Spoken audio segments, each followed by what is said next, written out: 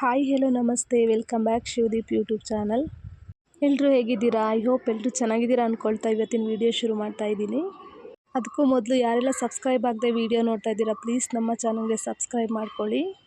ನಾನಿವತ್ತು ಹಳ್ಳಿಯಲ್ಲಿ ಸಿಗೋ ಕೆಸ ಸೊಪ್ಪು ಸಾಂಬಾರು ಮಾಡಲಿಕ್ಕೆ ಅರ್ಧ ಕಟ್ಟಾಗೋಷ್ಟು ಕೆಸನ ಚಿಕ್ಕದಾಗಿ ಕಟ್ ಮಾಡಿಬಿಟ್ಟು ಚೆನ್ನಾಗಿ ತೊಳೆದಿಟ್ಕೊಳ್ತಾ ಇದ್ದೀನಿ. ಗಡ್ಡೆ ಅಷ್ಟು ಬೆಳ್ಳುಳ್ಳಿನ ಚೆನ್ನಾಗಿ ಗುದ್ದಿ ಪುಡಿ ಮಾಡ್ಕೊಳ್ತಾ ಇದ್ದೀನಿ. ಇದಕ್ಕೆ ಬೆಳ್ಳುಳ್ಳಿನ ಸ್ವಲ್ಪ ಜಾಸ್ತಿ ಹಾಕೋದ್ರಿಂದ ಚೆನ್ನಾಗಿ ಟೇಸ್ಟಾಗಿರುತ್ತೆ. ಬೆಳ್ಳುಳ್ಳಿ ಫ್ಲೇವರ್ ಕೆಸಗೆ ತುಂಬಾ ಚೆನ್ನಾಗಿರುತ್ತೆ. ಈ ಥರ ಮೇಲೇ ಜಜ್ಜಿರೋ ಬೆಳ್ಳುಳ್ಳಿನ ಹಾಕ್ಕೊಳ್ತಾ ಇದ್ದೀನಿ. ಹಾಗೆ 1 ಟೇಬಲ್ ಸ್ಪೂನ್ ಉಪ್ಪನ್ನ ಇದಕ್ಕೆ ಹಾಕ್ಕೊಂಡು 2ರಿಂದ 2.5 ಗ್ಲಾಸ್ ಅಷ್ಟು ನೀರನ್ನ ಸೇರಿಸ್ಕೊಂಡು ಬೇಯೋದಕ್ಕೆ ಇಡ್ತಾ ಇದ್ದೀನಿ. ಒಂದು ಪಾತ್ರೆನ ಮುಚ್ಚಿಬಿಟ್ಟು ಇಡ್ತಾ ಇದ್ದೀನಿ. ಇದು ಬೇಗ ಕರಗುತ್ತೆ.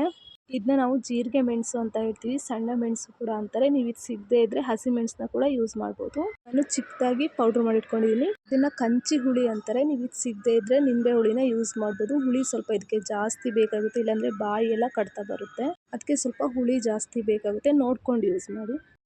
ನೋಡಿ ಇದು ಇವಾಗ ಬೆಂದಿದೆ. ಈಗ ನಾನು ಇದಕ್ಕೆ ಕುಟ್ಟಿರೋ ಮೆಣಸಿನ ಪುಡಿ ಹಾಕಿ ಹುಳಿ ರಸನ ಇದಕ್ಕೆ ಸೇರಿಸ್ಕೊಂಡು ಚೆನ್ನಾಗಿ ತಿರ್ಸ್ಕೊಳ್ತಾ ಇದ್ದೀನಿ. ನೀವು ಇವಾಗ ಇದರಲ್ಲಿ ಉಪ್ಪು ಖಾರ ಎಲ್ಲ ನೋಡ್ಕೊಳ್ಳಿ. ಉಪ್ಪು ಸರಿ ಇಲ್ಲಾಂದರೆ ಸ್ವಲ್ಪ ಬೇಕಿದ್ರೆ ಉಪ್ಪು ಸೇರಿಸ್ಕೋಬೋದು. ನೋಡಿ ಈ ಥರ ಚೆನ್ನಾಗಿ ಮಿಕ್ಸ್ ಮಾಡಿಕೊಂಡು ಒಂದು 5ರಿಂದ 10 ನಿಮಿಷ ಚೆನ್ನಾಗಿ ಬೇಯಿಸ್ಕೊಳ್ಳಿ. ಚೆನ್ನಾಗಿ ಕುದಿ ಬಂದಮೇಲೆ ಕರಗುತ್ತೆ. ಇದು ಸ್ವಲ್ಪ ಈ ಥರ ತಿರ್ಸ್ಕೊಳ್ತಾನೆ ಇರಿ, ಇಲ್ಲ ತಳ ಹಿಡಿದ್ಬಿಡುತ್ತೆ. ನೋಡಿ ಇದು ರೆಡಿಯಾಗಿದೆ.